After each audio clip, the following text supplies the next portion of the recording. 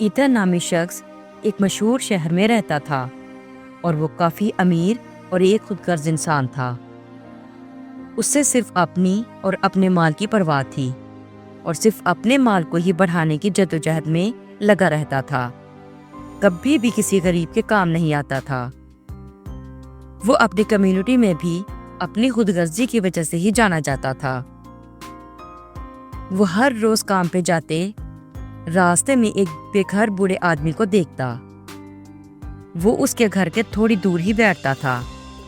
وہ ہمیشہ ایتھن سے مدد کی درخواست کرتا، لیکن ایتھن اسے نظر انداز کر کے چلا جاتا۔ ایک دن کچھ غیر معمولی ہوا۔ ایتھن واپس گھر جانے کے لیے اپنے آفس سے باہر نکلا تو پیچھے سے اسے ایک بوڑھے شخص نے آواز دی۔ ایتھن رک گیا۔ اس بوڑھے شخص نے ایتھن کو اپنے پاس بٹھایا اور کچھ کھانے کی پیشکش کی۔ ایتھن نے شکریہ کے الفاظ استعمال کرتے ہوئے کہا، آپ نے مجھے کس مقصد کے لیے بٹھایا ہے؟ بوڑھے شخص نے کہا، میں تمہاری کمیونٹی میں نیا آیا ہوں، لیکن میں نے سب کو تمہارے بارے میں برے خیالات رکھتے دیکھا ہے۔ میں چاہتا ہوں کہ ہم سب کمیونٹی کے رہنے والے آپس میں ایک دوسرے کی مدد کے ساتھ رہیں۔ پھر اس اجنبی بوڑھے نے ایتھن کو ایک کہانی سنائی کہ کس طرح خود غرضی ایک شخص کو الگ تھلگ اور حقیقی خوشی سے محروم کر دیتی ہے۔ ایتھن اس کی باتوں پر طنزیہ مسکرایا اور وہاں سے چلا گیا۔ اس رات ایتھن نے ایک خواب دیکھا۔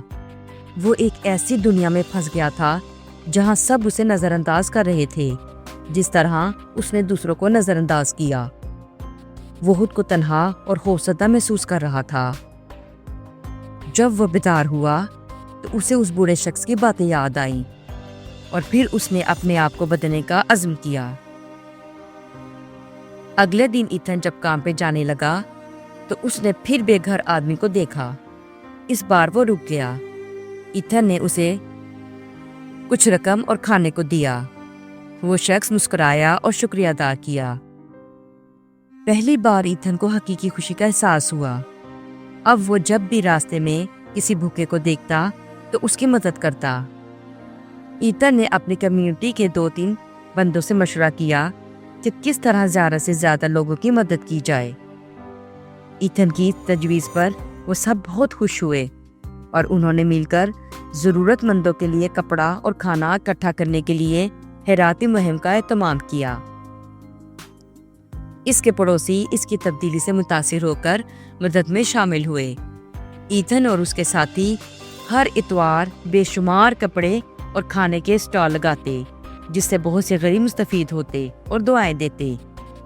ایتھن اور اس کا دوست بعض دفعہ رات کو بھی اپنے گھر کے ارد گرد کی گلیوں میں چکر لگاتے کہ کوئی ضرورت مند بھوکا تو نہیں۔ جب وہ سڑکوں کو خالی پاتے تو بہت خوش ہوتے کہ اب ہر کوئی اچھے کپڑے اور پیٹ بھر کے سوتا ہے۔